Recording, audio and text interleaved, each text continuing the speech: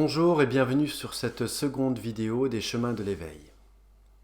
Dans cette vidéo, je vais partager avec vous les révélations qu'intègre ce livre de Pierre Rabhi vers une sobriété heureuse. C'est par certains de ses passages et son message profond un enseignement spirituel. Tous les chemins mènent à Rome, dit-on, à la seule condition d'avancer.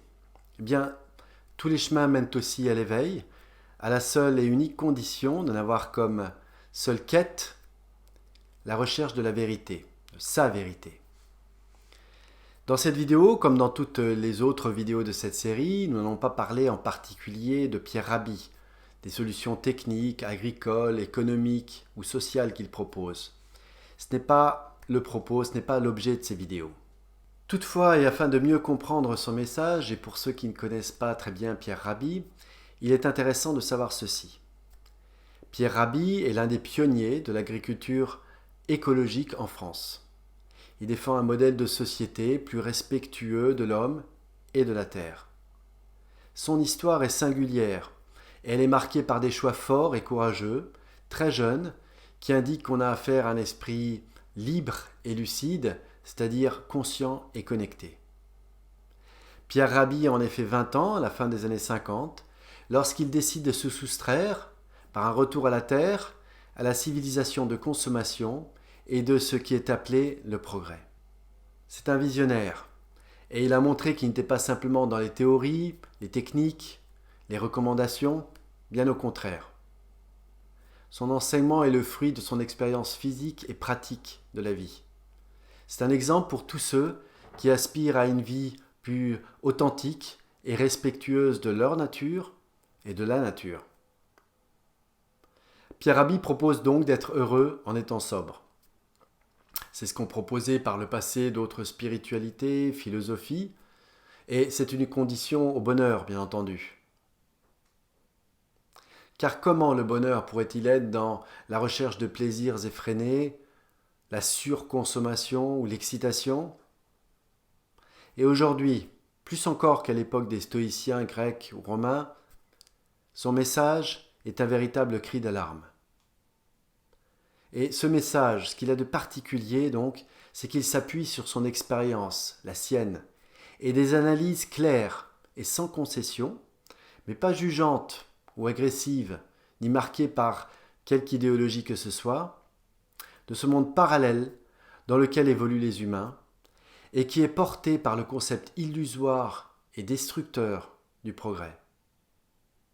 Il décrit ce qui emprisonne et pervertit ici-bas les humains au travers de croyances, pour mieux les aider à se libérer, à faire les bons choix de vie, et ainsi accéder au véritable bonheur.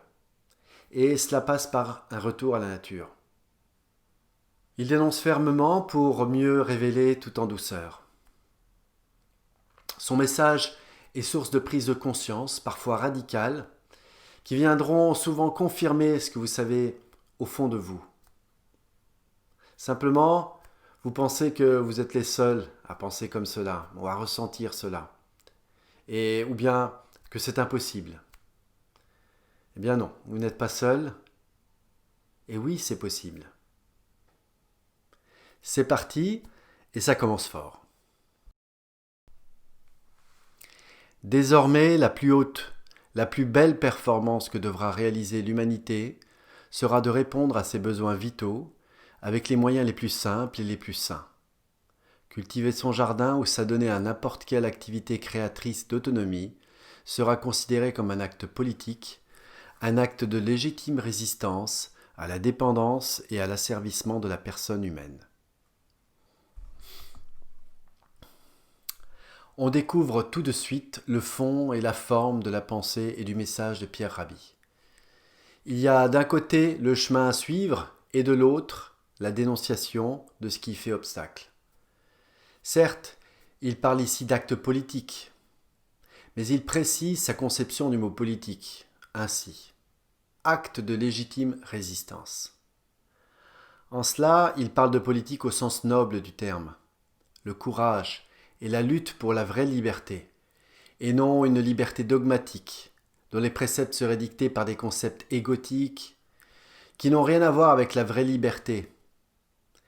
celle qui nous permet de vivre dans une société dans laquelle nous pourrons être et vivre ce que nous sommes, selon notre véritable nature. Lorsqu'on se libère véritablement de certaines croyances, alors forcément cela aura un impact sur sa vie pratique. Sinon, ce ne seront que des vœux pieux, de belles paroles, ou pire, faites ce que je dis et pas ce que je fais. Souvent, on n'ose pas agir différemment des autres. Par exemple, si vous voulez changer de vie, ne plus courir après le temps et l'argent, alors vous devrez sans doute déménager. Vous ne pourrez plus sortir et voyager autant, fréquenter certains de vos amis qui continuent, eux, dans cette voie. La condition préalable à une vie plus simple est donc d'avoir le courage d'assumer sa différence. Et en cela, c'est aussi un acte politique. Des étincelles incandescentes jaillissent du marteau de l'artisan en une nuée d'étoiles fugaces et, tout à son ouvrage, il est comme absent au monde. L'écriture de Pierre Rabhi est poétique et imagée, elle est précise, mais elle est simple d'accès. Ce qui est frappant ici au sens propre comme au figuré, c'est qu'on a ici une description de ce que devrait être le labeur, l'action et la concentration. On fait et c'est tout. On fait sans se poser de questions, sans regret, sans attente. On fait et cela suffit à son bonheur. Pierre Rabhi poursuit. On est prompt à la satisfaction et la gratitude dès lors que l'essentiel est assuré, comme si chaque jour vécu était déjà un privilège. Il parle d'une époque pour lui révolue, avec un brin de nostalgie peut-être, mais qu'il relativise toutefois régulièrement en soulignant que rien n'a jamais été parfait avec les humains. Mais aujourd'hui comme hier, lorsque l'essentiel est assuré, il n'y a que satisfaction et gratitude. Et c'est ainsi qu'on peut véritablement apprécier chaque moment de sa vie. C'en est fini du temps savouré comme de l'éternité. L'heure a sonné de celui des horloges et des montres, avec ses minutes et ses secondes. Oh, tout n'était pas idéal avant bien sûr. L'humain était déjà humain, et sa dépendance à l'ego avait déjà détruit bien des vies. Mais jusqu'alors, il n'avait pas encore commencé véritablement à détruire son propre habitat, la terre, et à se détruire lui-même, en tout cas à nier sa véritable nature en étant comme déconnecté de toute réalité. Car le temps est devenu la règle. Et lorsque le temps est devenu la règle, un credo, une référence angoissante de la vie, presque une fin en soi, c'est alors que l'heure de la course folle vers le progrès sonna. Et derrière le temps, il y a l'argent, les promesses de l'argent. Ces promesses de l'argent qui font du travail une raison d'être. Car le bonheur est devenu synonyme de sécurité financière, salaire, salariat, et il se traduit par la consommation et la possession. Voilà le monde parallèle dans lequel les humains sont tous entrés. Ni contraints ni forcés, certes aveuglés par certaines promesses. Mais dans cette histoire, les riches comme les pauvres, qui continuent à croire à un Dieu progrès, évoluent et se perdent dans la même croyance illusoire. L'enclume n'a jamais résonné en moi aussi fort que par son silence. Plus tard, je devais me rendre compte que ce silence m'avait inoculé le germe d'une rébellion qui a fini par éclore à la fin des années 50. J'avais alors 20 ans et la modernité m'est apparue comme une immense imposture. Voilà une belle illustration de ce qui peut indiquer qu'on est sur le chemin de l'éveil. La révolte et l'incompréhension. Mais avant la révolte, il y aura le manque et l'incompréhension. Un sentiment d'absurdité. Une sorte de dissonance entre ce que l'on vit et ce que l'on perçoit au fond de soi. Chez Pierre Rabhi, c'est la disparition de ce qui représentait le sens des choses, qui rendait son père simplement heureux. Il perçoit et prend conscience de ce à quoi ils ont renoncé pour une vie soi-disant meilleure. Mais c'est une imposture selon ces termes. Pierre Rabhi, comme tous les êtres éveillés, est passé d'abord par une phase de révolte. Mais cette révolte ne s'est pas traduite par de la violence, très certainement de la souffrance. Cette souffrance que génère la résistance à ce qui devrait être, mais qui n'est pas ou qui n'est plus, croit-on. Donc, la révolte n'est pas un obstacle à l'éveil, c'est un passage souvent obligé. Encore faut-il ensuite ne pas rester dans la révolte et la colère, qui se traduit souvent par un engagement politique ou religieux qui enferme dans un nouvel espace de contre-croyance, mais qui reste des croyances. Pierre Rabhi parle alors de tous ces humains qui ont quitté la terre pour un travail salarié et qui ont été déçus. Les effluves de la doctrine marxiste, dans lesquels ils baignaient, leur servaient d'antidote à toute velléité spirituelle. C'est dans le progrès qu'ils avaient foi. Progrès auquel ils vouaient une sorte de culte, allant jusqu'au sacrifice de leur personne. En quelque sorte, à une croyance déçue, mais à laquelle on ne renonce pas réellement, s'est ajoutée une nouvelle croyance. Et si vous y regardez bien, c'est toujours ainsi que ça se passe chez les humains, le plus souvent. On espère quelque chose, et on est déçu. Alors on cherche un coupable, et ainsi on se positionne en victime. On entretient ainsi la première croyance en y ajoutant une deuxième couche de croyance. Mais au fond, on continue à croire, donc à être dans le cycle espoir-déception, et donc à rester dans la position de victime.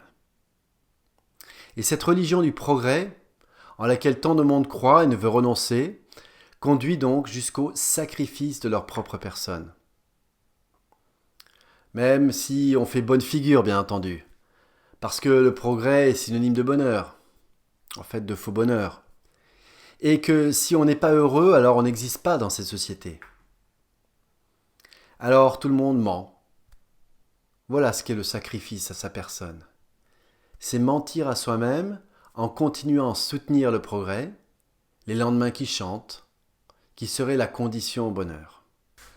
Le réquisitoire dont j'assume la responsabilité concernant la modernité ne peut qu'être de plus en plus sévère au fur et à mesure que la lumière se fait sur l'ampleur des effets pernicieux imputables à ce qui est probablement l'idéologie la plus hypocrite de l'histoire humaine.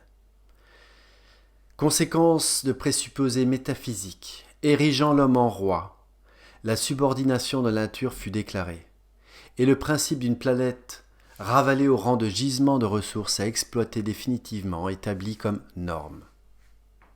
De quoi parle Pierre Rabhi lorsqu'il dit « présupposés métaphysiques érigeant l'homme en roi » ?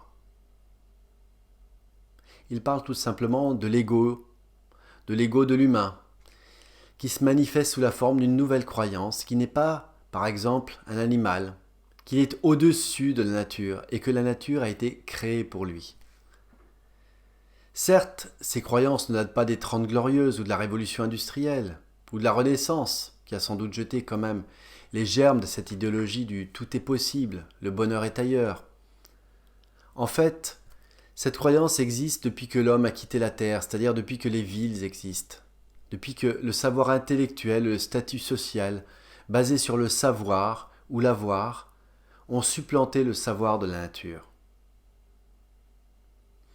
Et Pierre Rabhi conclut par « Coupé de l'intelligence de la vie, dont chacune et chacun de nous est une des créations, l'intégrisme de la pure raison a édifié et structuré un monde parallèle, aujourd'hui en grande déconfiture. »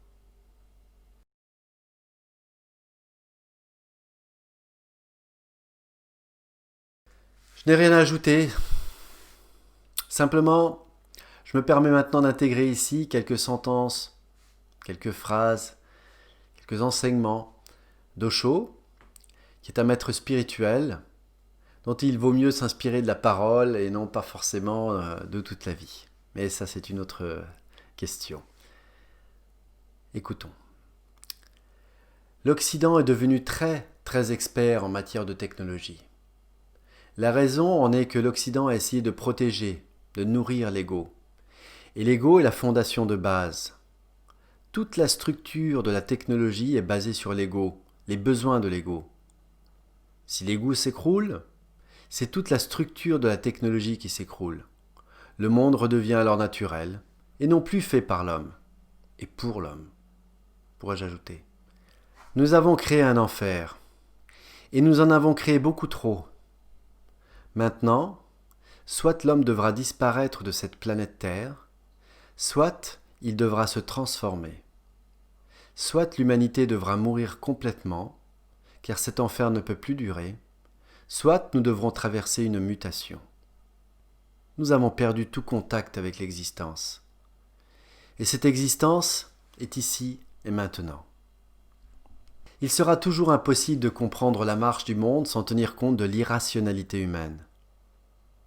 Les pires violences, telles les guerres, ont pour mobile les croyances, les nationalismes, les idéologies, des mythes et des symboles plus que des enjeux tangibles, comme les territoires souvent évoqués, qui ne sont que des alibis. Nous sommes revenus à la sobriété heureuse.